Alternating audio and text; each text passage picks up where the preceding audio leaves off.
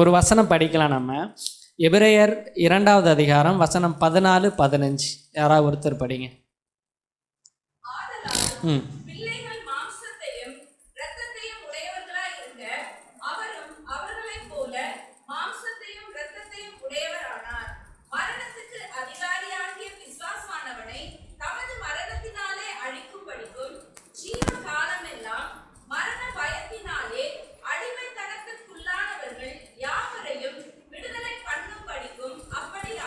ஆமேன். அந்த வசனத்தில் 15வது அதிகாரத்தில் யாவரையும்னு வருது இல்லைங்களா? அதுதான் ரொம்ப முக்கியமான விஷயம். ஆண்டவர் இடத்துல எந்த பாரபட்சமும் இல்லை. ஆண்டவருக்கு எல்லாருமே சமம். என் மக அப்படி தான் பார்ப்பார், யாராக இருந்தாலும். அப்படி பார்த்ததுனால தான் என்னை இன்னைக்கு இந்த நாளில் உங்கள் முன்னாடி நிறுத்தியிருக்கிறாரு.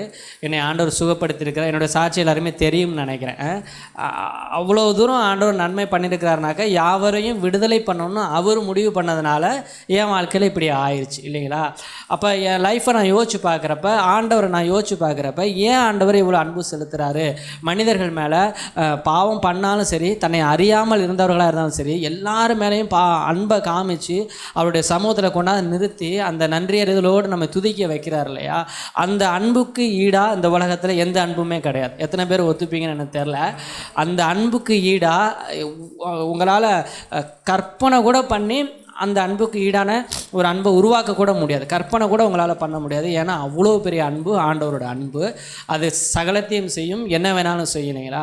அப்படிப்பட்ட சூழ்நிலை தான் என்னையும் சரி, இங்கே இருக்கிற நிறைய பேரோட வாழ்க்கையும் ஆண்டவர் ஆசீர்வச்சிருக்கிறாரு. ஏன் அப்படின்னாக்க, இஸ்ரவேலை ஆசீர்வதிப்பது மாத்திரம் அவருடைய நோக்கம் இல்லையா, யாவரையும் என்ன பண்ணணும்னு ஆசைப்படுறார் ஆண்டவர்?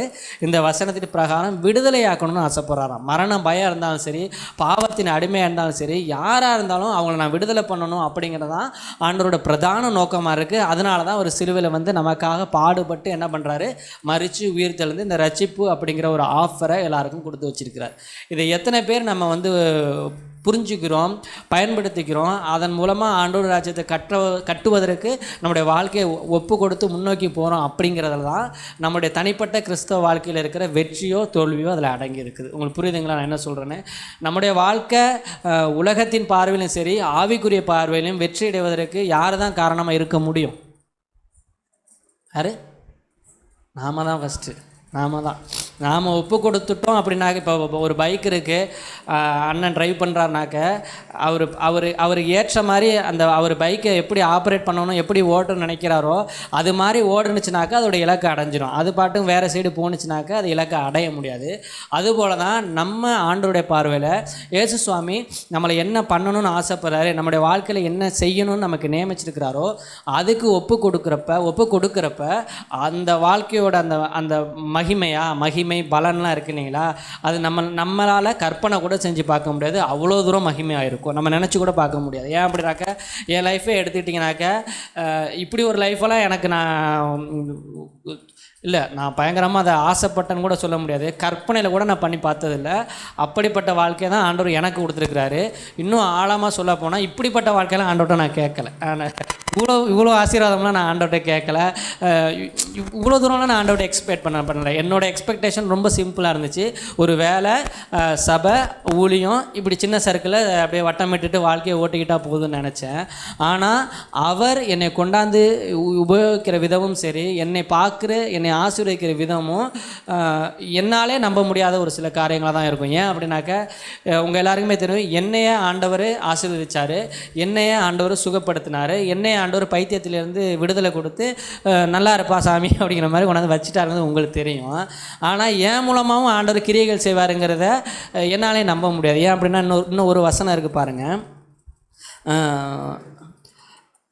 ஆதலால் அவர் தேவதூதருக்கு 16வது வசனம், ஆதலால் அவர் தேவதூதருக்கு உதவியாக கை கொடாமல் ஆபிரகாமின் சந்ததிக்கு உதவியாக கை கொடுக்கிறார் அப்படின்னு சொல்லுது. அப்படின்னாக்க, ஆண்டவரை ஏற்றுக்கொண்ட எல்லா ஜனங்களுக்கும் அவர் உதவுவதற்கு ரொம்ப ஆர்வமுள்ளவராக இருக்கிறார். ஏன் அப்படின்னாக்க, என்னுடைய டெஸ்டிமனி யூடியூப்பில் போட்டது பிரகாரம் என்ன ஒரு சம்பவம் நடக்கும் அப்படின்னாக்க, நிறைய பேர் எனக்கு கால் பண்ணுவாங்க. நிறைய பேர் கால் பண்ணி ரொம்ப பாசமாக பேசுவாங்க, அன்பாக பேசுவாங்க. அதெல்லாம் கேட்குறது நல்லாயிருக்கும், சூப்பராக இருக்கும். ஓகேங்க, நன்றி. ஒரு சிலர் ரொம்ப சிம்பிளாக எங்களுக்காக ஜெபம் பண்ணிங்க அப்படி சொல்லுவாங்க. சரி நான் பண்ணிக்கிறேன் அப்படின்னு சொல்லிட்டு போயிடுவேன். அந்த மாதிரி காரியங்கள் அணுகிறது ரொம்ப இலகுவாக எனக்கு தெரிஞ்சிச்சு. பெங்களூர்லேருந்து ஒரு நண்பர் கால் பண்ணாப்புல.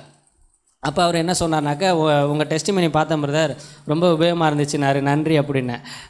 அது மாதிரி நிறைய விஷயங்கள் சொல்கிறப்ப நான் நல்லா இருந்துச்சு பிரதர், நல்லா இருந்துச்சு, உங்கள் லைஃப்பை பார்க்குறப்ப எனக்குள்ளே விசுவாசம் வருது, நம்பிக்கை வருது, இனிமேல் நான் பைபிள் படிக்கணும்னு ஆசைப்பட்றேன், ப்ரேயர் பண்ணணும்னு ஆசைப்பட்றேன், ஒழுங்காக சர்ச்சுக்கு போகணும்னு ஆசைப்பட்றேன், இதெல்லாம் சொன்னாங்க இல்லையா. அப்போல்லாம் எனக்கு இது okay, very good very good very good அப்படின்னு சொன்னேன். அப்புறம் திடீர்னு ஒரு வார்த்தை சொன்னார், எனக்குள்ளே ரொம்ப காலமாக பிசாசின் போராட்டங்கள் இருக்குது பிரதர், நான் தூங்குனா எந்திரிக்க முடியாது, தூங்கவும் முடியாது, நான் 4 மணி ஆகும் தூங்குறதுக்கு, ஆனால் எந்திரிக்கிறது 6 மணிக்கு எந்திரிச்சாதான் நான் ஐடி வேலையை பார்க்குறேன், நான் ஆஃபீஸ் போக முடியும், அதனால் நீங்கள் என்ன பண்ணுங்கள், இப்போ ஜெபம் பண்ணி அந்த பிசாசை விரட்டி விடுங்க அப்படின்னு சொன்னார். அதுதான் அந்த டெஸ்டிமனிக்கு அப்புறம் நான் ஃபோன் பேசினா முதல் ஒரு சேலஞ்சிங்கான கால். நான் ஒன்றும் பிசாசு ஓட்டின கிடையாது, அண்ணனுக்கு தெரியும். ஆனால் அந்த காலை என்னால் ஹேண்டில் பண்ண முடியலை. ஏன்னா இயேசு நாமத்தில் பிசாசு போ அந்த டோனு கூட எனக்கு வராது, அப்படியெல்லாம் வராது. ஆனால் அவர் வந்து கம்பல் பண்ணுறாரு, நீங்கள் இப்போ ஜெபிச்சு விரட்டி விடுங்க அப்படின்னாரு. அதாவது அவர் ஜெபிச்சு விடுங்க அப்படின்னு சொன்னால் கூட ஓகே ஜெபிச்சிட்டோம் பிரதர், நான் எப்படி பிளான் போடணும்னா நான் ஜெபிச்சிட்டேன் பிரதர், நீங்களும் ஜெபம் பண்ணுங்க, ஆண்டவர் உங்களுக்கு விடுதலை கொடுப்பாரு, இப்படி கன்க்ளூஷன் பண்ணி முடிச்சலான்றப்ப அவர் சொன்னது நீங்கள் ஜெபம் பண்ணி விரட்டி விடுங்க அப்படின்னாரு. எனக்கு வாழ்க்கையில் முன்ன பின்ன அந்த அனுபவம்லாம் கிடையாது. ஆனாலும் நான் நல்லா கேட்டுங்க, ஆனாலும் நான் ஜெபம் பண்ணேன். ஜெபம் பண்ணுறப்ப ஆண்டவர்கிட்ட சொன்னேன், ஜெபத்தில் சொல்கிறேன், ஆண்டவரே நான் ஜெபிக்கிறதுனால இல்லை ஆண்டவரே, அந்த மனுஷன் ஜெபின்னு சொல்கிறதுனால இல்லை ஆண்டவரே, அந்த மனுஷனோட வாழ்க்கையில் இந்த கஷ்டங்கள் இருக்கிறது உங்களுக்கு தெரியும், என் வாழ்க்கையில் இவ்வளோ கஷ்டங்கள் இருந்து விடுதலை பண்ணது நீங்கள் தான், அதே மாதிரி அந்த சுகத்தை அந்த மனுஷனை கொடுத்து அந்த மனுஷனே நீங்கள் சாட்சியாக வைங்கன்னு அது எப்படிப்பட்ட ஜெபம் தெரியல, ஒரு பாதுகாப்பான ஜெபத்தை நான் பண்ணேன். பிசாசே போ அப்படின்லாம் நான் சொல்லலை, அப்படிலாம் தெரில எனக்கு. அப்படி சொன்னோன்னே நான் என்ன சொன்னேன், பிரதர் நீங்கள் கவலைப்படாதீங்க, ஆண்டவர் உங்களை சுகப்படுத்த போகிறாரு, நீங்கள் போய் நல்லா தூங்குங்க அப்படின்னு சொன்னார். அவர் தூங்குனாரா என்னங்கிறது அடுத்த நாள் தான் எனக்கு தெரியும். அன்றைக்கி நைட்டு எனக்கு தூக்கம் இல்லை, என்னடா அது இப்படி வந்து இதாகிடுச்சே அப்படிங்கிறப்ப, ஏன்னா வாழ்க்கையில் முதன்முறையாக இந்த மாதிரி அனுபவத்தை நான் எதிர்கொள்கிறேன். அதை எப்படி அதை நான் ஹேண்டில் பண்ணுறேன்னு தெரில. ஆனால் எனக்கு தெரியும் இயேசு சர்வ வல்லமை உள்ளவர், அது மாத்திரம் தான் எனக்கு தெரியுது. ஆனால் என் மூலமாக ஆண்டவரால் செய்ய முடியுமாங்கிறது ஒரு பெரிய கேள்வியாக இருந்துச்சு.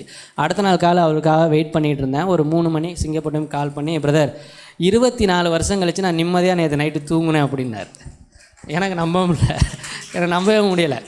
ஏன் நம்ப முடியலைனாக்க, இவர் என்ன சொல்ல வர்றாருன்னு எனக்கு புரியலை. ஏன்னா அவர் அதுக்கப்புறம் சொல்கிறாரு, படுக்கிறப்ப அந்த பிசாசு வந்து அவர் அமுக்குமா என்னென்னமோ சொல்கிறாரு. அது உண்மை தான், ஆனால் அதனால் அதை கற்பனை கூட பண்ணி பார்க்க முடியல.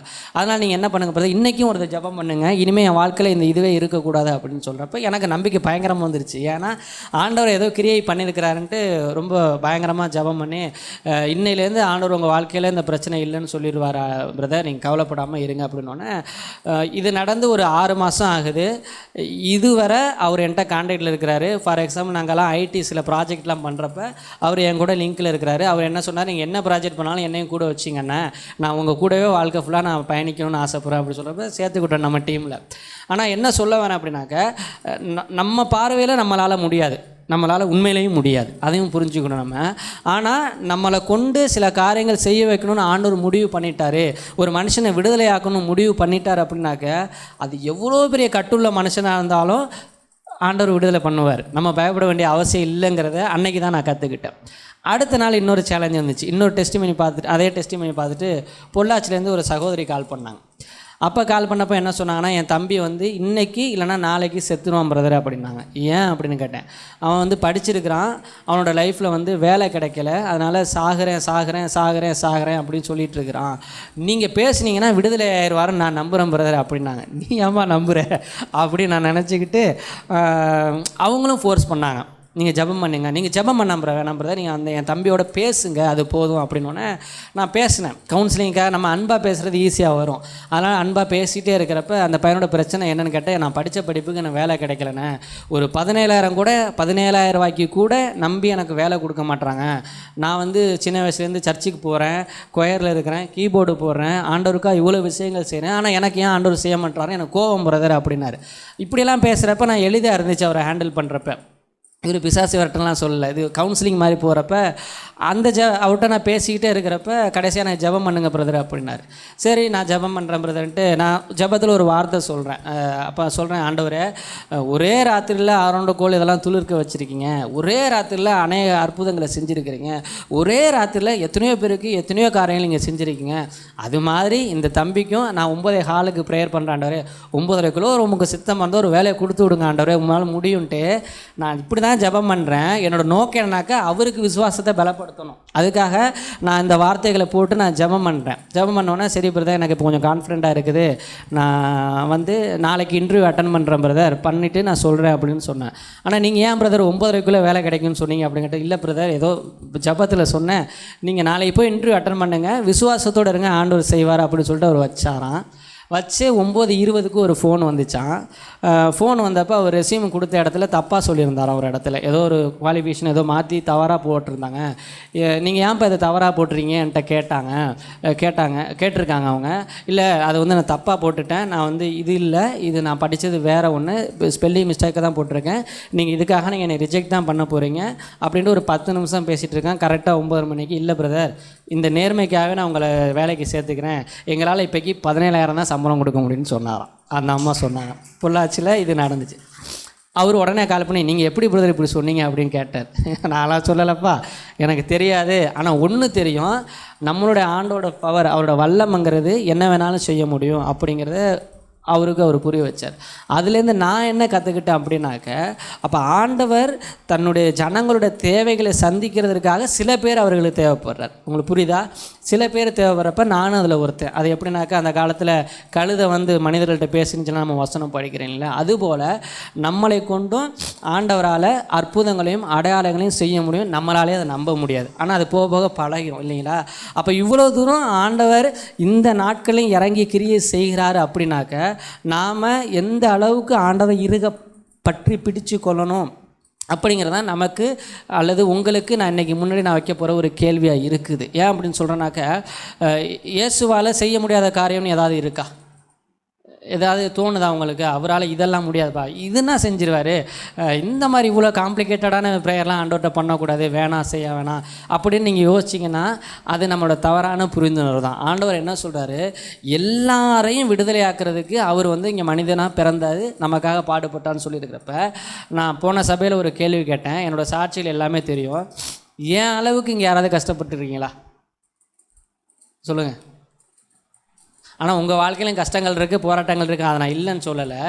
என்ன சொல்ல விரும்புகிறேன் அப்படின்னாக்க, என்னையே ஆண்டவர் இவ்வளோ தூரம் மாற்றி கொண்டாட வச்சு நிறுத்தி வாழ வைக்க முடியும் அப்படின்னாக்க, உங்கள் லைஃப்பில் இருக்கிற பிரச்சனையெல்லாம் ஆண்டவருக்கு சாதாரணம்னு நீங்கள் ஒத்துப்பீங்க. ஏன்னா நான் முன்னாடி நிற்கிறேன், நானே உயிரோடு இருக்கிறதே அவர் போட்ட பிச்சைன்னு சொல்லணும், அதாவது கிருபை தான் சொல்ல முடியும். அவ்வளோ தூரம் ஆண்டவர் செய்ய முடியுது அப்படின்னாக்க, நீங்கள் வந்து உங்கள் லைஃப்பை இன்னும் இலகுவாக்கிக்கலாம், எளிதாக்கிக்கலாம்.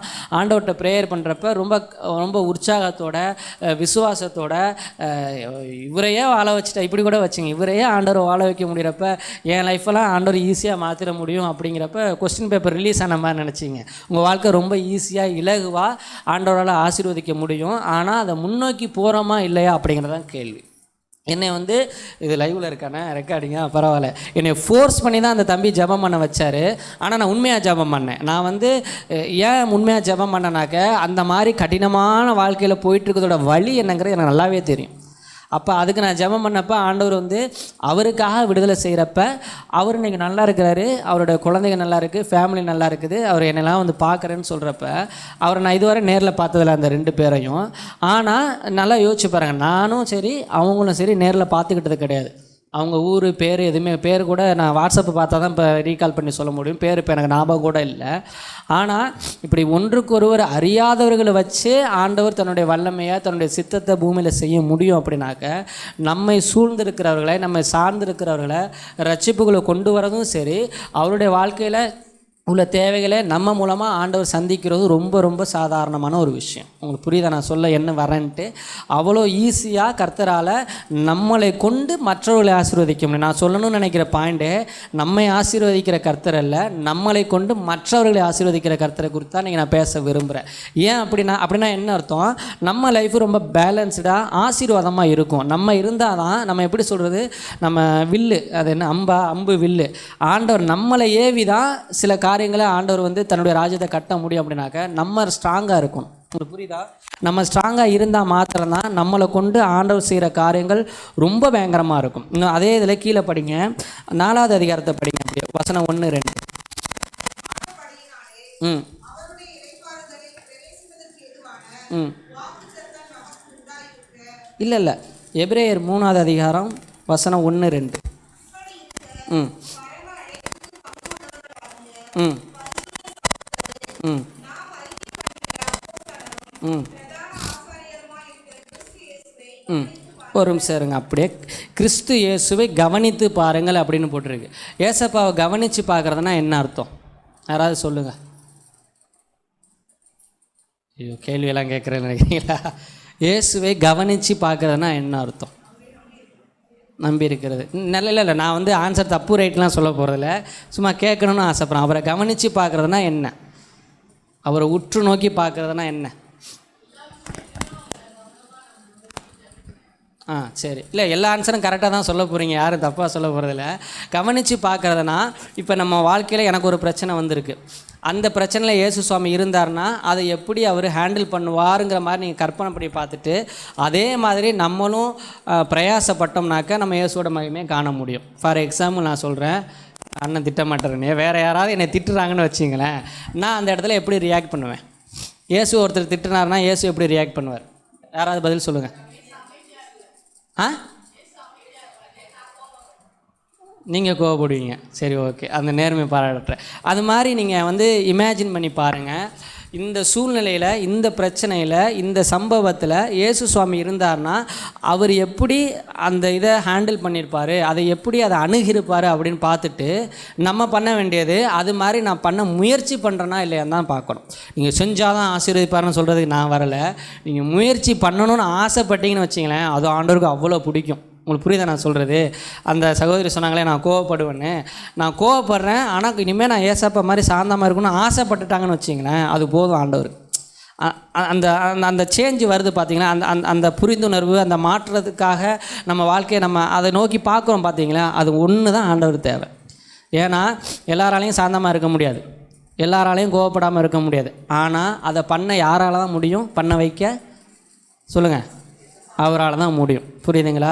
ஸோ அது மாதிரி நம்ம லைஃப்பை ஒவ்வொரு சூழ்நிலையும் நம்ம அப்ரோச் பண்ணி பார்த்துக்கிட்டு ஒவ்வொரு இடத்துலையும் ஏசப்பா கூட நிப்பாட்டி இங்கே இருந்தால் அவர் எப்படி பண்ணுவார், எங்கள் வீட்டில் என்னை திட்டுறாங்க, இப்போ ஏசு என்ன, இங்கே இருந்தால் ஏசு சுவாமி என்ன ரியாக்ட் பண்ணுவார், என் ஆஃபீஸில் என் மேனேஜர் திட்டுறாப்புல, இங்கே இருந்தால் எப்படி ரியாக்ட் பண்ணுவோம், இப்படிங்கிற மாதிரி யோசிச்சுட்டு இருக்கிறது தான் என்னையை பொறுத்தவரை இயேசுவையே தியானிச்சுக்கிட்டு இருக்கிறதுன்னு நான் நம்புகிறேன்.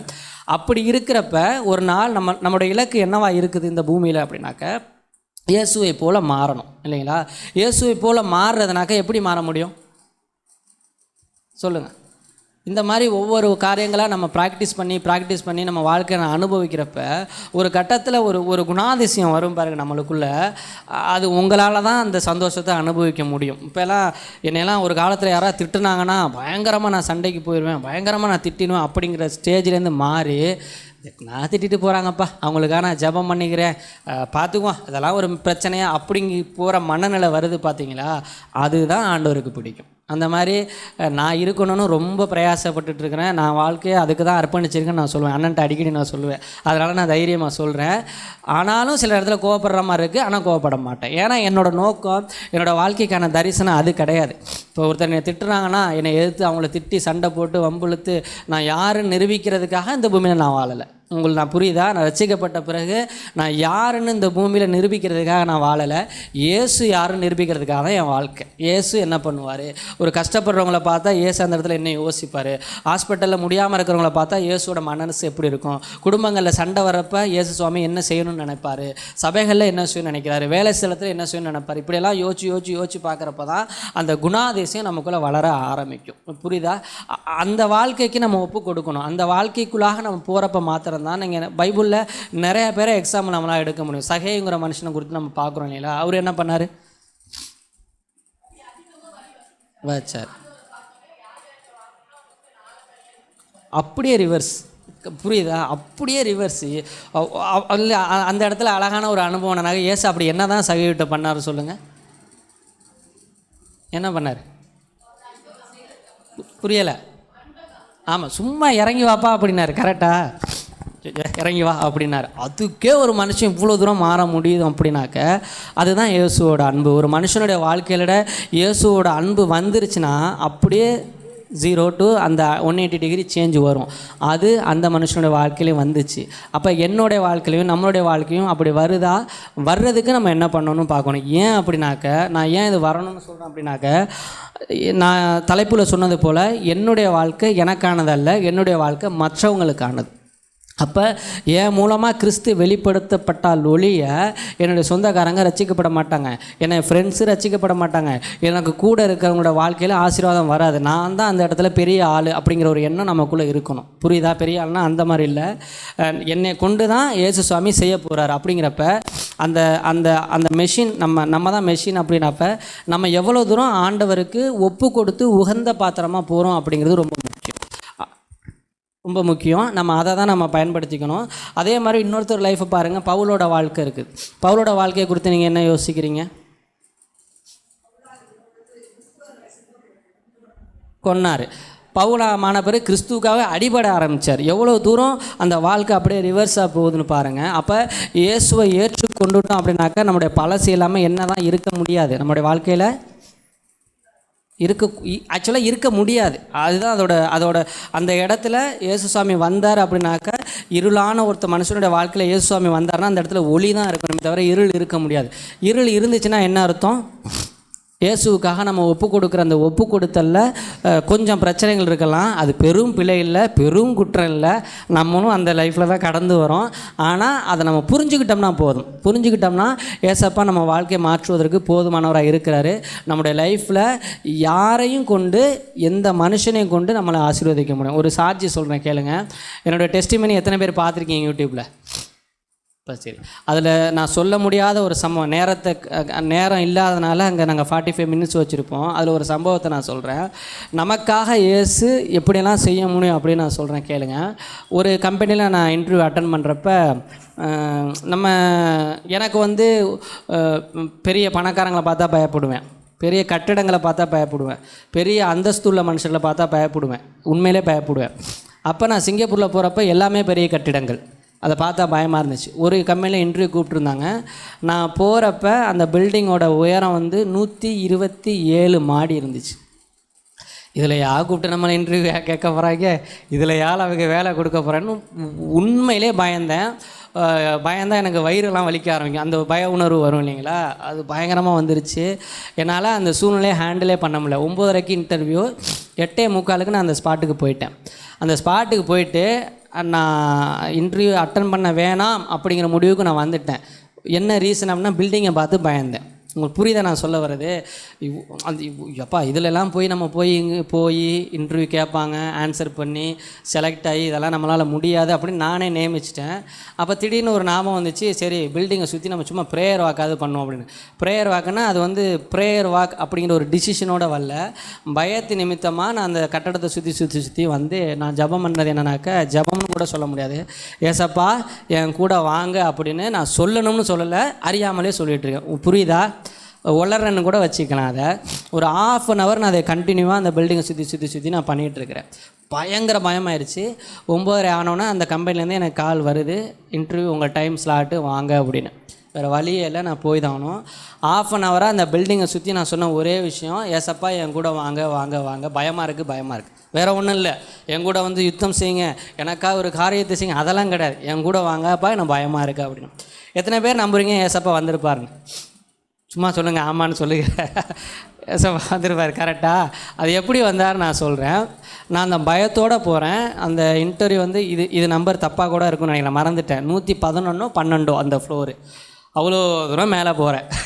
அவ்வளோ தூரம் மேலே போய் பயங்கர நடுக்கம், கால்லாம் நடுங்குது. ஏன்னே தெரில, ஒரு பயங்கரமான நடுக்கம் வந்துருச்சு. யூஸ்வலாகவே பயப்படுவேன், ஆனால் அன்றைக்கி ரொம்ப பயம் இருந்துச்சு.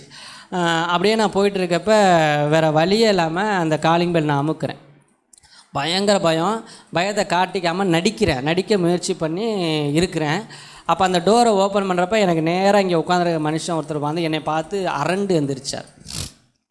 பயந்து எந்திரிச்சார். இவர் யாரா என்னை பார்த்து பயப்படுற மாதிரி எந்திரிக்கிறாரு. அவரோட பார்வையில் ஒரு அதிர்ச்சியை நான் புரிஞ்சுக்கிட்டேன். என்னமோ உரியா நம்ம காணாததை கண்ட மாதிரி இப்படி பண்ணுறாரே அப்படின்னு நான் மனசுக்குள்ளே நினச்சிக்கிட்டு நானே பயந்து தானே போகிறேன். அப்போ என் ரெஸ்யூமை ஒரு சைனீஸ் பொண்ணு வந்து வாங்கிட்டு அவர் வந்து என்னை வெறிக்க அப்படியே பார்த்துக்கிட்டே இருக்கிறார். அப்படியே பார்க்குறாரு. அவர் பார்க்க எனக்கு பயமாக இருந்துச்சு. ஏன்னாக்கா அடிப்பாங்களோ கிட்னாப் பண்ணுவாங்களோ இதெல்லாம் எனக்கு ஓடிட்டுருக்கு மைண்டுக்குள்ளே. அப்போ அந்த அம்மா வந்து என்னை பார்க்குறாங்க. அவர்கிட்ட கேட்டுட்டு அவங்க ஏதோ சைனீஸில் பேசுகிறாங்க, அதுவும் புரியலை. அப்போ எனக்கு இங்கிலீஷும் புரியாது, அவ்வளோ ஃப்ளூவெண்ட்டெல்லாம் கிடையாது. என்னமோ பேசிகிட்டு இருக்கான்னு பயத்திலே இருக்கிறப்போ உன் பாஸ்போர்ட்டை கொடுனாங்க. பாஸ்போர்ட் எடுத்து கொடுத்தேன். உனக்கு நான் வேலை அப்ளை பண்ணுறேன்ப்பா, நீ ஒர்க் பண்ணு அப்படின்னாங்க. நான் ஆண்டவர்கிட்ட என் சாட்சியில் கேட்டிருப்பேன், நான் கொஸ்டின் இல்லாமல் கேட்கணுன்னு. எனக்கு 2 இடத்துல கொஸ்டின் இல்லாமல் வேலை கிடச்சிச்சு. ஆனால் இந்த இடத்துல அவர்கிட்ட கேட்குறப்ப நான் நான் உங்களுக்கு கொஸ்டின் கேட்கணும் அப்படின்னு சொல்லிட்டு அந்த தப்பு கலந்த கிராமரில் ஒரு இங்கிலீஷ் அப்போ பேசுவேன். அப்போ நான் கேட்குறேன், என்னை எதுக்கு கேள்வியே கேட்காம இன்டர்வியூ ஓகே பண்ணுறீங்க அப்படின்னு கேட்குறப்ப, சரி வா உட்காரு அப்படிங்கிறப்ப, நீ யார் அப்படின்னு கேட்டார். அப்போ ஜூடுன்னு ஒருத்தர் இருந்தார் இங்கே, எத்தனை பேர் தெரியாது. அவர் வந்து எனக்கு சொல்லி கொடுத்தாரு. டெல் அபவுட் யுவர் செல்ஃப்னா ஒரு 5 லைன் இருக்குடா, மனப்பாடம் பண்ணி வச்சுக்கன்ட்டு அவர் எழுதி கொடுத்தாரு. அதை நான் அப்படியே லிட்டரலாக ஒப்பித்தேன். அவருக்கே புரிஞ்சிருக்கு, இந்த பையன் ஒப்பிக்கிறான், அவன் பேசலை ஒப்பிக்கிறாங்களே அவருக்கே புரிஞ்சிருக்கும். ஆனால் அது சொன்ன, இல்லை நான் இதை கேட்கல, நீ யாருன்னு சொல்லு அப்படின்னு தான் எனக்கு ஸ்ட்ரைக் ஆச்சு. இவர் வந்து ஏதோ ஸ்பிரிச்சுவலாக கனெக்ட் ஆகுது, அவர் வேறமாக கேட்குறாரு அப்படின்னு கேட்குறப்ப நான் கேட்டேன், நீங்கள் ஏன் இந்த கேள்வியை கேட்குறீங்க அப்படிங்கிறத கிராமர் மிஸ்டேக்கோட அவர் புரிஞ்சிக்கிற அளவுக்கு கேட்டேன். அவர் புரியுது இவன் எதான் கேட்க வரான் அப்படிங்கிறத விட, why you ask like this அப்படிங்கிற மாதிரி அது கிராமர்லாம் கிடையாது. புரிஞ்சுக்கிட்டாரு நான் ஏன் இந்த கேள்வியை கேட்குறேன் அப்படின்ட்டு. அப்போ அவர் சொன்ன வார்த்தை, நீ இந்த டோர் ஓப்பன் பண்ணப்போ உன் தலைக்கு பின்னாடி ஒரு பயங்கரமான பிரகாசமான ஒரு லைட்டு பார்த்தேன், நீ யார் அப்படின்னு கேட்டார். எனக்கு அப்பவும் புரியலை. இல்லை எனக்கு புரியலை, நீங்கள் ரிப்பீட் பண்ணுங்கள், ஏன்னா அவர் பேசுகிற இங்கிலீஷ் புரியலை. அப்போ அவர் வந்து சொல்கிறாரு, when you open the door I saw the bright light அப்படின்னாரு. பின்னாடி இது மாதிரி நார்மல் டோர் தான். எனக்கு அப்பையும் ஸ்ட்ரைக் ஆகலை. அதுக்கப்புறம் தான் எனக்கு ஸ்ட்ரைக் ஆச்சு, நீ கீழே நின்று உளறிக்கிட்டு இருந்தோம்னு நினச்சல, ஏசப்பா என் கூட வாவான்னு. இப்போ வந்தவர் யார்? ஏசப்பா. அது எனக்கு தெரியலை. உங்களுக்கு புரிஞ்சுக்கணும் நீங்கள், அது எனக்கு தெரியாது. யாருக்கு தெரிஞ்சிச்சு? அவருக்கு தெரிஞ்சிச்சு. அவர் இயேசுன்னு தெரியலை, அவர் ஏதோ பயங்கரமான ஒரு சக்தியோட ஒரு மனுஷன் வந்திருக்கிறாரு அப்படிங்கிறத அவர் புரிஞ்சுக்கிட்டாரு. அதை எக்ஸ்பிளைன் பண்ணுறதுக்காக என்னோடய டெஸ்டிமனியை நான் அவர்கிட்ட ஷேர் பண்ணுறேன். புரியுதுங்களா? அவர் கிறிஸ்டின் கிடையாது, அவர் ஒரு புத்திஸ்ட்டு. அதுக்கப்புறமா ஒரு 1/2 hour அவர்கிட்ட நான் டெஸ்டிமனி ஷேர் பண்ணிக்கிட்டு இருந்தேன். உங்களுக்கு புரியுதா? டெஸ்டிமனி நான் ஷேர் பண்ணேன். வேலை கிடச்சிருச்சு. ஆனால் சனி ஞாயிறு வேலை வச்சாக்க சர்ச்சுக்கு போக முடியாது அப்படிங்கிறதுக்காக அந்த வேலையை நான் ரிஜெக்ட் பண்ணேன். உங்களுக்கு புரியுதுன்னு நினைக்கிறேன். அந்த வேலையை நான் ரிஜெக்ட் பண்ணேன். அதுக்கப்புறம் தான் ஆண்டவர் எனக்கு இந்த வேலையை கொடுத்தார். கொஞ்சம் யோசிச்சு பாருங்கள், பலவீனத்தின் மத்தியில் பயந்து ஒரு மனுஷன் அது ஜெபம்னு எத்தனை பேர் நம்புகிறீங்க? நான் இன்னும் கொண்டு அதை நான் ஜெபமாக கன்சிடரே பண்ணது கிடையாது. நான் பயத்தில் வளர்றேன். ஆனால் ஆபத்து காலத்தில் என்னை நோக்கி கூப்பிட்டா உனக்கு எட்டாத காரியத்தை ஆண்டவர் செய்வேன்னு சொல்கிறார் இல்லையா, அதை நான் அனுபவித்தேன். நான் ஆபத்து காலங்கிறது எனக்கு தெரியும், ஆனால் நான் அவரை நோக்கி உண்மையிலே கூப்பிட்டனாங்கிறது கூட எனக்கு டவுட்டு தான். ஏன்னா நான் பயத்தின் மிகுதியில் உளர்றேன்னு தான் நான் நினச்சிட்ருக்கேன். ஆனாலும் அதையும் கனப்படுத்தி என் பிள்ளைக்காக நான் வருவேன்னு ஆண்டவர் அந்த நாளை எனக்காக வந்து செஞ்சார். அந்த அளவுக்கு நான் பார்த்திறனா அப்படின்னு கேட்டாக்க நான் இல்லை. எனக்கு தெரியும் நான் யாருன்னு, இல்லைங்களா? நான் யாருன்னு எனக்கு தான் தெரியும். ஆனால் இவ்வளோ தூரம் ஆண்டவர் நமக்காக செய்கிறாரு, எனக்காக செய்கிறாரு அப்படின்னாக்க உங்களுக்காக ஆண்டவர் செய்வாரா மாட்டாரா? நான் ஒரு வார்த்தை சொன்னேன், எத்தனை பேர் கவனிச்சிங்கன்னு தெரில. பணக்காரங்களை பார்த்தா நான் தள்ளி போயிடுவேன், பயந்து போயிடுவேன். பெரிய அந்தஸ்துள்ள மனிதர்களை பார்த்தா நான் தள்ளி போயிடுவேன்னு சொன்னேன் இல்லைங்களா? அப்போ நான் வந்து எனக்குள்ளாகவே ஒரு அது என்ன குற்ற மனப்பான்மை இல்லை, அது என்னது இன்ஃபீரியாரிட்டி காம்ப்ளெக்ஸ்னு சொல்லுவாங்க. அது பெருத்து என் கூட பிறந்தே இருக்கும் அது வாழ்க்கையில். அப்படிப்பட்ட மனுஷனை கூட ஆண்டவர் இவ்வளோ தூரம் செய்ய முடியும் அப்படின்னாக்க, நீங்களாம் பட்டணத்தில் உள்ளவங்க, என்ன மாதிரி கிராமத்துலேருந்து வந்தவங்க கிடையாது இல்லைங்களா? தெரில, யாராவது கிராமத்தில் வந்தால் கூட வந்திருக்கலாம். பொதுவாக சொல்கிறேன், உங்களுக்கான அந்த கான்ஃபிடென்ட் லெவல், கம்யூனிகேஷன் லெவல்லாம் உண்மையிலே நல்லாயிருக்கும். கிராமத்துலேருந்து வர என்ன மாதிரி ஆட்கள்லாம் கர்த்தரே உதவி செய்யாட்டி ரொம்ப கஷ்டம். உங்களுக்கு புரியுதா நான் சொல்கிறது? அவர் இறங்கி எனக்காக யுத்தம் செய்யலை அப்படின்னாக்க இன்றைக்கி எல்லாரும் சொல்கிற அந்த மகிமையான அந்த காரியம்லாம் எனக்கு கிடையாது. மகிமையை அந்த கிருபையை எனக்கு கர்த்தர் தான் கொடுத்தாரு. அப்போ உங்கள் வாழ்க்கையில் ஆண்டவர் கொடுக்க முடியுமா முடியாதா அப்படின்னு யோசிச்சிங்க. அது உங்களுக்கான நான் சேலஞ்சாக கொடுக்குறேன். என்ன வேணாலும் உங்கள் வாழ்க்கையில் பிரச்சனை இருக்கட்டும், எந்த அளவுக்கு வேணாலும் போராட்டம் இருக்கட்டும், ஆனால் ஒரு வார்த்தை உங்கள் கண்ணுலேருந்து உங்கள் பிரச்சனைக்காக கண்ணீர் வரக்கூடாது. அது எனக்கு சரியாக படலை. அது ஏன்னா இவ்வளோ கஷ்டத்தில் இருக்கிற ஆண்டவரே அப்படிங்கிற கண்ணீர் வருது இல்லைங்களா, அதை விட எனக்காக நீங்கள் செஞ்சிட மாட்டீங்களான்னு ஒரு கண்ணீர் வருது இல்லைங்களா, அதுதான் துரித்தில் சேவிச்சுவார் அப்படின்னு நான் நம்புகிறேன். அதுதான் ஆண்டவரை அசைக்கக்கூடிய ஒரு ஜபம்னு நான் பார்க்குறேன். ஏன்னா நான் எலிபத்தில் இருக்கிறப்பெல்லாம் என்னை ஜபம் பண்ண சொல்கிறப்பெல்லாம் என்னோடய மேக்ஸிமம் ஜபமே 1 நிமிஷம் 2 நிமிஷம் தான். ஒரு பாயிண்ட் கொடுத்தாங்கன்னா இந்த பாஸ்டிங் ப்ரேயர்லாம் அண்ணெல்லாம் வந்து அந்த காலத்தில் வைப்பாங்க. அவங்கெல்லாம் 15 நிமிஷம் ஜபம் பண்ணுவாங்க. எனக்கு அவ்வளோ தூரம்லாம் வராது. ஒரு 2 நிமிஷம் ஜபம் பண்ணுவேன். அதுவே வார்த்தைகளை போட்டு போட்டு போட்டு அப்போ அந்த காலத்தில் தெரியாதப்போ நான் பண்ணி உண்டு. அதுலையெல்லாம் ஆண்டவர் கூப்பிட்டு நடத்தி இவ்வளோ தூரம் ஆண்டவர் வச்சுருக்கார். அப்படின்னாக்க எந்த மனுஷனையும் பிரகாசிப்பிக்கிற மெய்யான ஒளி யார்? அந்த வசனம் என்னைக்காவது நீங்கள் பைபிளில் படிச்சுன்னா அந்த எந்தன்னு இருக்கு இல்லைங்களா, அதை ரவுண்ட் பண்ணிங்க. யாராக இருந்தாலும் ஆண்டவரால் மாற்ற முடியும்.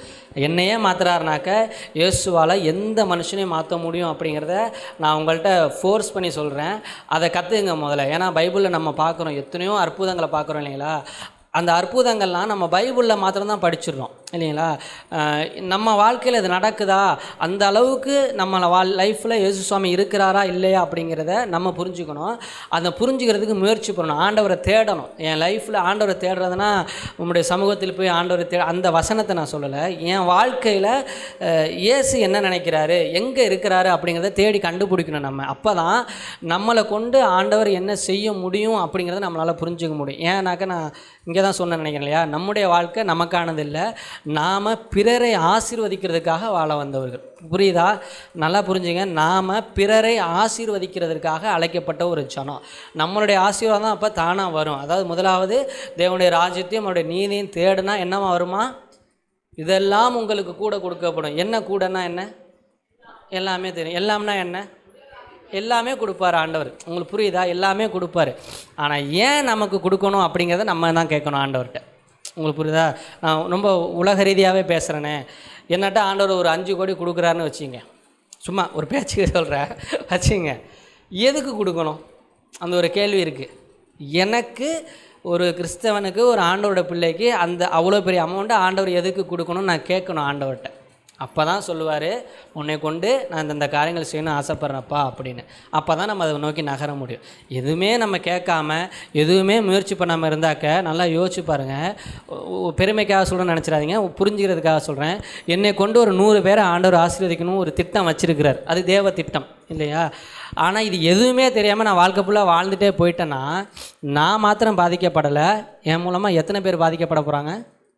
100 பேரோட வாழ்க்கை என்னில் அடங்கியிருக்கு. அப்போ நான் எவ்வளோ தூரம் ஆண்டவரோட கனெக்டாக இருக்கிறேன், எவ்வளோ தூரம் ஆண்டவருக்கு நான் ஒப்பு கொடுத்துருக்கிறேன் அப்படிங்கிறதான் என்னுடைய வாழ்க்கையிலும் சரி, உங்களுடைய எல்லாருடைய வாழ்க்கையிலும் அதுதான் முக்கியம். இன்றைக்கி நான் வந்து சொல்ல விரும்புகிறது, கர்த்தர் உங்களை ஆசீர்வதிப்பார் அப்படின்னு நான் சொல்ல விரும்பலை. கர்த்தர் உங்களை கொண்டு எல்லாரையும் ஆசீர்வதிப்பார். புரியுதா? உங்களை கொண்டு கர்த்தர் எல்லாரையும் ஆசீர்வதிக்க போதுமானவராக இருக்கிறார். நீங்கள் வந்து அண்ணா பைபிள் ஸ்டடிலாம் எடுத்திருப்பார். ஒனேசிமை பற்றி எத்தனை பேர் படிச்சிருக்கீங்க? கை தூக்குங்க. ஒனேசிமு யார்?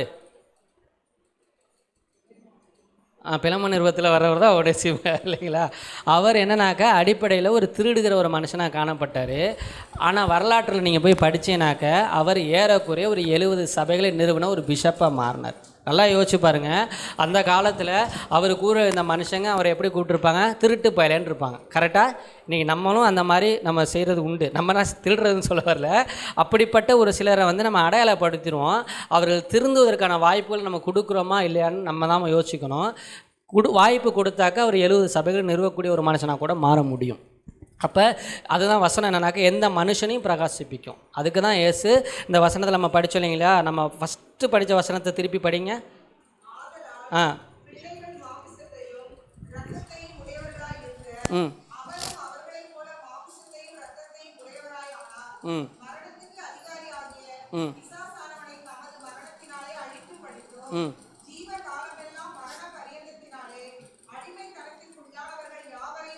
ஆமாம்.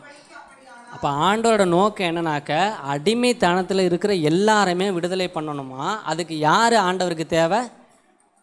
நம்ம தான் தேவை. அப்போ நம்மளும் அந்த அடிமைத்தனத்துலேருந்து விடுதலை பெற்றுட்டோம் அப்படிங்கிற உணர்வுக்குள்ளே நம்ம வந்துட்டோம் அப்படின்னாக்க நம்மளை கொண்டு ஆண்டவர் ஒரு பெரிய திட்டம் வச்சுருக்கிறாரு.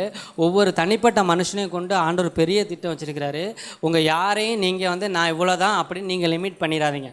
நான்லாம் லிமிட் பண்ணியிருக்கிறேன். நான்லாம் 15,000 தான் ஆண்டவர்கிட்ட சம்பளம் கேட்டேன். மெட்ராஸில் 15,000 போதுன்னு லிமிட் பண்ணி தான் ஆண்டவர்கிட்ட கேட்டேன். ஆனால் ஆண்டவர் அப்படி செய்யலை இல்லைங்களா? ஏன்னா ஆண்டவரோட திட்டம் வேறையாக இருக்குது. அப்போ நம்ம வாழ்க்கையில் ஆண்டவரோட திட்டம் என்னவா இருக்குது அப்படிங்கிறத உங்களுடைய வாழ்க்கையில் நீங்கள் ஜெபம் பண்ணி ஆண்டவர்கிட்ட கேளுங்க. அவர் செய்வார், அவர் சொல்லுவார். நான் சொல்கிறேன், நீங்கள் உண்மையாக அப்படி கேட்டிங்கன்னா அவர் சொல்கிறத உங்களால் நம்பவே முடியாது. உங்களுக்கு புரியுதா? உங்களால் நம்பவே முடியாது.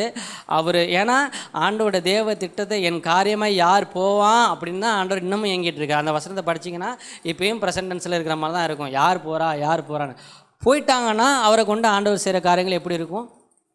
பெருசாக இருக்கும். யார் போகிறது? நான் எல்லோரும் மிஷினரியாக போகணுன்னு சொல்ல வரல. ஆண்டவருடைய காரியமாக ஆண்டவருக்காக ஆண்டவர் சொல்கிறத செய்கிறதுக்கு இங்கே யார் இருக்கிறா அப்படிங்கிறது தான் ஒரு கேள்வி. நாம் சொல்லி ஆண்டவர் செய்வார். ஜெபம் பண்ணுறோம், ஆண்டவர் நமக்கு விடுதலை கொடுக்குறாரு, ஆசீர்வதிக்கிறாரு, வேலையில் கொடுக்குறாரு, கல்யாணம் பண்ணி வைக்கிறாரு, குடும்பங்களை ஆசீர்வதிக்கிறாரு. நிறையா காரியங்கள் நம்ம லைஃப்பில் உண்டு. அதுதான் நம்ம சாட்சிகளை சொல்கிறோம். ஆனால் நம்ம மூலமாக எத்தனை பேர் சாட்சி சொல்கிறாங்கிறது தான் முக்கியம். நான் சொல்கிறது புரியுதா? நம்ம 1000 சாட்சி சொல்லுவோம். என்னெல்லாம் ஒரு 1000 சர்ச்சுக்கு போய் இந்த சாட்சி சொன்னால் சொல்லிக்கிட்டே இருப்பேன். ஆனால் நம்ம மூலமாக எத்தனை பேருக்கு சாட்சி உள்ள ஒரு வாழ்க்கை கொடுக்கப்படுது, இயேசு அறிவிக்கப்படுகிறார், இயேசு மூலமாக சுகம் கிடைக்குது அப்படிங்கிறதா நம்ம வாழ்க்கையில் நமக்கு கொடுக்கப்படுகிற ஒரு டார்கெட். அதுதான் நமக்கு மன சந்தோஷமாக இருக்கும்னு நான் நம்புகிறேன் இல்லைங்களா? நம்ம மூலமாக இவ்வளோ பேர் ஆசீர்வதிக்கப்படுறாங்க அப்படிங்கிறது நம்ம பெருமையாக வராது, அது பெரிய ஆனந்த கண்ணீராக வரும். அதை அனுபவித்து பார்க்குறப்ப அது வித்தியாசமாக இருக்கும். நீங்கள் அதுக்காக பிரயாசப்படுங்க. என்னை ஆசீர்வதிங்க ஆண்டவரே, என்னை ஆசீர்வதிங்க ஆண்டவர். இதை விட்டுட்டு என்னை கொண்டு என்ன செய்யணும்னு நீங்கள் நினைக்கிறீங்க ஆண்டவரே அப்படின்னு நீங்கள் கேட்டு பாருங்கள். சின்ன பிள்ளையாக இருந்தாலும் சரி, பெரிய ஆளாக இருந்தாலும் சரி, இல்லைப்பா எனக்கே 2 லட்சம் கடன் இருக்குது, நானே மாதம் இஎம்ஐ கட்டணும், நானே படாவிடப்பட்டுக்கிறேன், நீ வந்து மற்றவங்கள ஆசீர்வதிக்கணும்னு சொல்லி பேசிகிட்டு இருக்கே அப்படின்னு யோசிக்காதீங்க. அதை விட கீழே இருந்த ஒரு மனுஷன் தான் உங்கள் முன்னாடி இன்னும் ஆண்டவருக்காக பேசிகிட்டு இருக்கேன். உங்களுக்கு புரியுதா? என்னையெல்லாம் என் டெஸ்டிமனியில் ஒரு அழகான ஒரு விஷயம் சொல்லுவாங்க. சாப்பாடு கேட்குறப்ப போடாமல் என்னை அடித்து வெட்டி காயப்படுத்தி அனுப்பியிருக்கிறாங்கன்னு சொல்லுவாங்க. யோசிச்சு பாருங்கள், இந்த உலகம் அப்படி தான் இருக்குது. ஆனால் நாம் அப்படி இருக்கக்கூடாது. உங்களுக்கு புரியுதா? நாம் அப்படி இருக்கவே கூடாது. என் வாழ்க்கை மூலமாக இயேசு வெளிப்படுத்தப்படுகிறாரா படலையா? இதுதான் கேள்வி. நான் வைக்கணும்னு நினைக்கிற கேள்வி. என்னை பார்க்குறவங்க இயேசுவை பார்க்குறாங்களா இல்லையா? நீ எல்லாம் கிறிஸ்டினா அப்படின்னு கேட்குறாங்களா? நீ தான்பா கிறிஸ்டின்னு சொல்கிறாங்களா? அப்படிங்கிற ஒரு அனுபவம் இருக்குது இல்லைங்களா? அந்த அனுபவம் மூலமாக நம்ம போகிறப்ப இந்த சபை இடம் பத்தாது. ஆமேன். இந்த சபை இடம் பத்தாது, இன்னும் பழுகி பெருகணும். அப்படிப்பட்ட வாழ்க்கைக்கு நம்ம எல்லாருமே, நானும் இன்னும் ஒப்பு கொடுக்கணும், நம்ம எல்லாருமே நம்ம ஒப்பு கொடுக்கணும். ஏன்னா ஆண்டவர் அற்புதம் செய்யணும்னு நினச்சார் அப்படின்னாக்க ஃப்ராக்ஷன் ஆஃப் செகண்டில் செஞ்சிருவார்னு ஈஸியாக சொல்லிட்டு போயிடுவோம். ஆனால் அந்த அற்புதங்களை பெறுகிறதுக்கு ஒரு மனுஷன் அந்த லைஃப் சைக்கிள் போகிறாங்க இல்லைங்களா? நானும் உதாரணமாக சொல்லலாம், ஐயாவையும் உதாரணமாக சொல்லலாம். அந்த பெயின் இருக்குது இல்லைங்களா?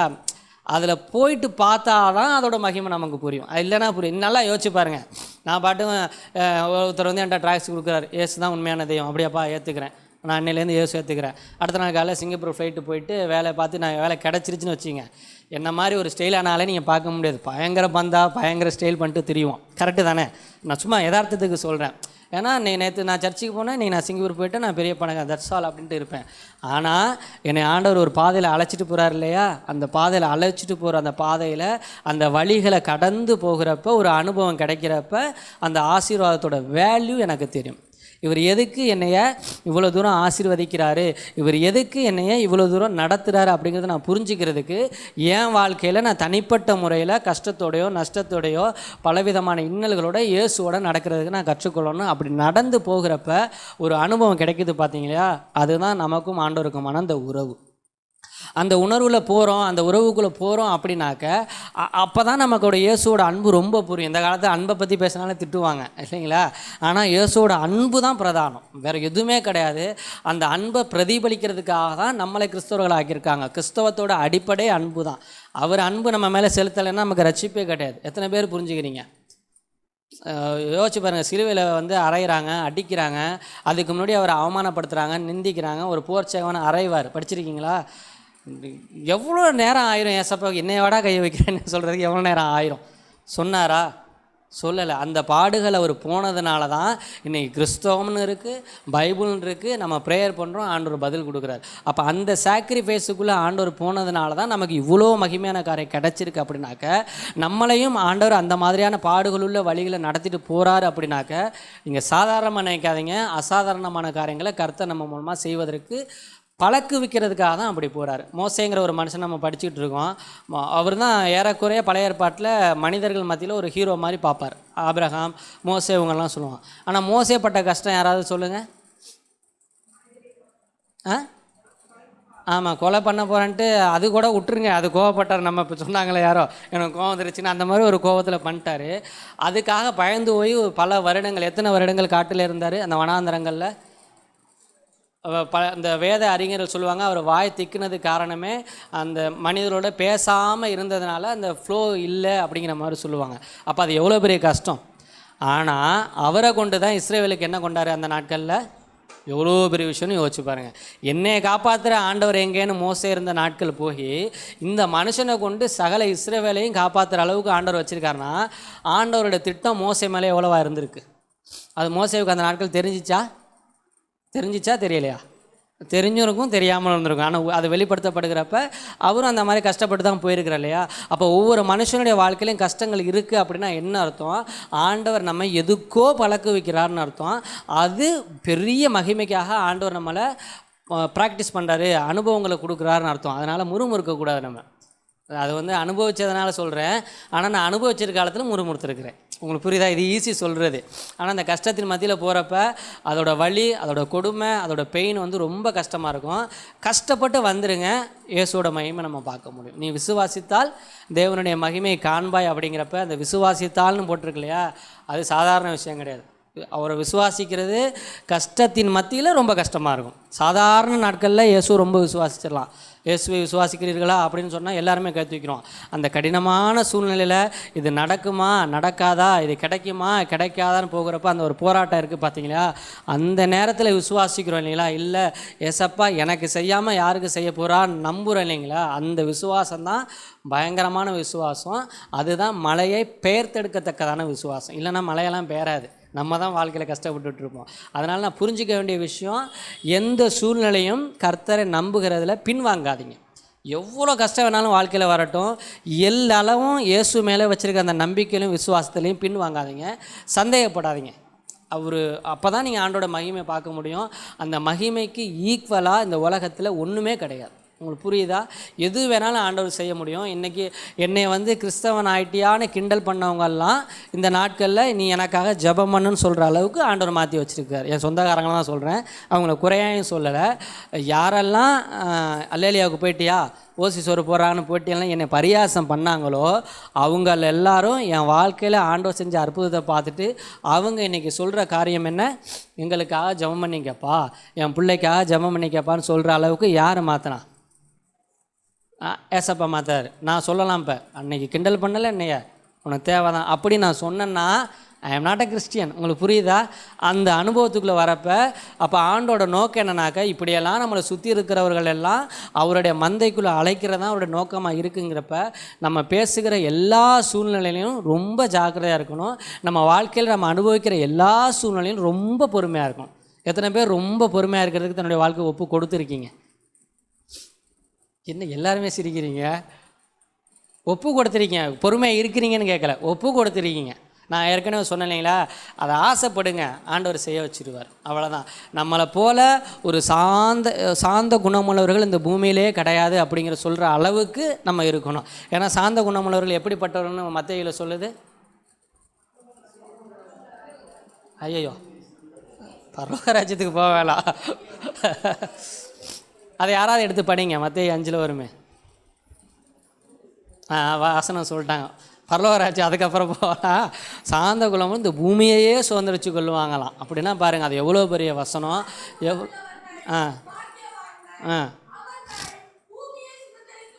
ஆமாம். அப்போ அந்த சாந்தம் நமக்குள்ளே வரணும் அப்படின்னா யாரை பார்த்தா கற்றுக்கலாம்? இப்போ தானே சொன்னேன், நம்ம அந்த மாதிரி மாறணும்னு. நம்மளை பார்த்தும் கற்றுக்கிற அளவுக்கு மனிதர்கள்ட்ட நம்ம வாழ்க்கை மாறணும்னு சொல்ல வரேன். எல்லாருமே இயேசுவை அறியாதவர்களுக்கு இயேசு தெரியாது, இயேசுவை அறிஞ்சு நம்ம தான் தெரியும். அப்போ நீ என்னப்பா இவ்வளோ சாந்தமாயிட்டா, நீ என்னப்பா இவ்வளோ அமைதியாக இருக்கிற, அவங்க உன்னை அவ்வளோ திட்டுறாங்க, உனக்கு கோவமே வரலையா அப்படிங்கிறப்ப, இல்லை அவங்க தெரியாமல் திட்டுறாங்கப்பா, நான் அவங்களுக்காக ஜெபம் பண்ணிக்கிறேன் அப்படின்னு சொல்லி பாருங்களேன். அதோட இம்பேக்ட்டு, அதோட சாட்சி வேறு மாதிரி நிற்கும். நான் அனுபவித்ததுனால அதெல்லாம் நான் சொல்கிறேன். நான் அதெல்லாம் செஞ்சுருக்கிறேன்னா ட்ரையலில் பண்ணி பார்த்துருக்குறேன். அதில் அவுட்புட்லாம் நான் பார்த்துருக்கிறப்ப அது நல்லாயிருக்கும். அந்த அனுபவம் ரொம்ப ஆசையாக இருக்கும், அது ரொம்ப ஆசீர்வாதமாக இருக்கும். ஏன்னா நம்ம அதுக்கு ஒப்பு கொடுத்து போகணும். யார் வேணாலும் நம்மளை திட்டிக்கட்டும், யார் வேணாலும் நம்ம என்ன வேணாலும் பேசிக்கட்டும், எனக்கு இயேசு சுவாமிக்கும் எனக்கும் உள்ள அந்த வாழ்க்கையில் எல்லாவும் நான் பின்வாங்க மாட்டேன். விசுவாசத்தில் அந்த ஒரு தீர்மானத்தை மாத்திரம் இன்றைக்கி நீங்கள் அதை புரிஞ்சுங்க. படிக்கிறவங்களாக இருக்கலாம், வேலை பார்க்குறவங்களாக இருக்கலாம், குடும்ப தலைவிகளாக இருக்கலாம், என்ன வேணாலும் இருக்கலாம். எல்லா இடத்துலையும் இயேசு சுவாமியை கொண்டாந்து முன்னாடி வச்சு பாருங்கள். இந்த சூழ்நிலை அப்பா இருந்தாங்கன்னா எப்படி இருப்பாங்க அப்படிங்கிறத நினச்சி பார்த்து நீங்கள் ப்ராக்டிஸ் பண்ணதுக்கு முயற்சி மாத்திரம் பண்ணுங்கள். நீங்கள் செய்யுங்கன்னு நான் சொல்லலை, முயற்சி பண்ணி பாருங்கள். ஒரு 4-5 தடவை நீங்கள் பண்ணி பார்த்தீங்கன்னா அப்புறம் அதுவே பழகிடும், அதுவே உங்கள் சுபாவமாக மாறிடும் இல்லைங்களா? அந்த அனுபவத்துக்குள்ளாக உங்கள் வாழ்க்கையை ஒப்பு கொடுத்துட்டீங்க அப்படின்னாக்க, நான் சொல்கிறேன், உங்களை கொண்டு ஆண்டவர் செய்கிற அற்புதங்களை பார்க்குறப்ப உங்களாலே நம்ப முடியாது. ஏன்னா இப்போ நான் சொன்னேன் இல்லையா, 2 சாட்சி, அவங்க பார்வையில் அவங்க எப்படி நினச்சிருப்பாங்க, பிரகாஷ் பிரதர்கிட்ட ப்ரேயர் பண்ணேன், அது பயங்கரமாக ஆண்டவர் செஞ்சாருன்னு. நம்ம யாரும் நமக்கு தான் தெரியும், புரியுதுங்களா? நம்ம மூலமாக ஆண்டவர் செய்யணும்னு நினைக்கிற அந்த காரியங்கள் எல்லளவும் தடைப்படாது. அதுக்காக தான் ஆண்டவர் வெயிட் பண்ணுறார். இன்றைக்கி நான் சொல்ல விரும்ப வேண்டிய விஷயம் என்னன்னாக்க, உங்களை ஆசீர்வதிப்பதற்காக இயேசு வரவில்லை, உங்கள் மூலமாய் பல்லாயிரம் பேர்களை ஆசீர்வதிப்பதற்காக இயேசு ஆசைப்படுகிறார் அப்படிங்கிற சத்தியத்தை உங்கள் முன்னாடி நான் சொல்லியிருக்கிறேன். அதை நோக்கி பயணிக்க ஆரம்பிங்க. நிச்சயமாக சொல்கிறேன், உங்கள் வாழ்க்கை பல மடங்கு ஆசீர்வாதமாக இருக்கும். ஏன்னா நான் கடைசியாக ஒரு காரியத்தை மாத்திரம் நான் சொல்லி முடிக்கிறேன். என் வாழ்க்கை எவ்வளோ கஷ்டத்தில் இருந்துச்சு நான் சொல்கிறேன், புரிஞ்சுங்க. இந்த ராயபுரம் சர்ச்சில் நான் இருந்தப்போ நான் எதுவும் மிகைப்படுத்தி சொல்லலை, இவங்கெல்லாம் சாட்சிகளாக இருக்கிறாங்க. ட்ரெஸ்ஸு வாங்கிறது கூட எனக்கு காசு இருக்காது, நான் மிகைப்படுத்தி சொல்லலை, இவங்க இருக்கிறாங்க. அடுத்த வார்த்தை டீ குடிக்கிறது கூட எனக்கு காசு இருக்காது, அதையும் மிகைப்படுத்தி சொல்லலை, இவங்க இருக்கிறாங்க. என் அண்ணன் அப்போ எங்கேயோ ஆஃபீஸில் வேலை பார்ப்பாங்க, இந்த இடத்துல எந்த இடம்லாம் மறந்துடுச்சு. ஆஃபீஸ் முடிஞ்சு வரப்போ பால் பாக்கெட் வாங்கி கொடுத்துட்டு போவார். ஆமாம் தானே, பால் பாக்கெட் வாங்கி கொடுத்துட்டு போவார். என் வாழ்க்கை அப்படி தான் இருந்துச்சு. அந்த இடத்துலேருந்து தான் ஆண்டவர் தூக்கி என்னை ஆசீர்வச்சிருக்கிறார். எதுவுமே இல்லாமல் ஜீரோ கூட நான் சொல்ல மாட்டேன், ஜீரோவுக்கு கூட ஒரு வேல்யூ இருக்குதுன்னு நான் நினைப்பேன். மைனஸில் தான் என் வாழ்க்கைலாம் இருந்துச்சு. அந்த இடத்துலேருந்து ஆண்டவர் என்னை தூக்கி இவ்வளோ தூரம் வச்சுருக்கிறாருன்னா என்னை நான் தகுதிப்படுத்திக்கிட்டேன் அப்படின்னு நான் சொல்லலை. அந்த ஆண்டவரோட அன்பு என் மேலே வர்றதுக்கு நான் கொஞ்சம் இடம் கொடுத்தேன்னு கூட சொல்லலாம். அதை புரிஞ்சுக்கிட்டேன், ஆண்டவர் என்னை ஆசீர்வதிக்கிறதுக்காக என் வாழ்க்கையை நான் அர்ப்பணிக்க இவங்கெல்லாம் வச்சாங்கன்னு கூட சொல்லலாம். அதன் மூலமாக தான் இயேசுவோட அன்பு, கர்த்தர் நல்லவர் என்பதை என்ன பண்ணணுமா, எப்படி பார்க்குறது? இப்படி தான் கஷ்டங்களில் போய் அந்த ஒவ்வொரு இடத்துலையும் ஏசப்பா எப்படி செய்வாருங்கிறத அதை புரிஞ்சுக்கிட்டால் மாத்திரம்தான் நம்ம ருசித்து பார்க்க முடியும். அப்படிப்பட்ட அந்த ருசியான கர்த்தருடைய அந்த சமூகத்தை, அந்த ரட்சிப்பை, அந்த பிரசன்னத்தை மற்றவர்களுக்கு கடத்துறது தான் நமக்கு இன்றைக்கி ஆண்டவர் கொடுத்துருக்கிற ஒரு வார்த்தையாக இருக்குது, தலைப்பாக இருக்குது. நீங்கள் அதை நோக்கி பிரயாசப்படுங்க, அதை நோக்கி நீங்கள் என்ன பண்ணுங்கள், ஜெபம் பண்ண ஆரம்பிங்க. நான் சொல்கிறேன், தீர்க்க தரிசனமாலாம் நான் சொல்லலை, உண்மையிலே மகிமையாக அந்த காரியத்தை நீங்கள் பார்க்க முடியும், அடுத்த வாரத்திலே பார்க்க முடியும். ஏன்னா அன்னைக்கு நைட்டே ஆண்டவர் வேலை கொடுக்க முடியும்னாக்க நான் ஒரு 7 நாள் டைம் கொடுக்குறேன் இல்லைங்களா? நான் எப்போயுமே சேஃபர் ஜோனுக்காக நான் அப்படி சொல்லிப்பேன். ஆண்டவர் இம்மிடியேட்டாக உங்கள் லைஃப்பை இந்த அளவுக்கு ஆசீர்வதிப்பதற்கு அவர் போதுமானவராக இருக்கிறார். அந்த ஆசீர்வாதத்தை பெற்றுக்கொள்வதற்கு நாம் எங்கே நிற்கிறோம் அப்படிங்கிறத உங்களுடைய சமூகத்தில் நீங்கள் ஜபத்தில் பண்ணுறதுக்காக நான் ஒப்பு கொடுக்குறேன். ஒரு சிறு ஜபத்தை பண்ணி நான் முடிக்கிறேன்.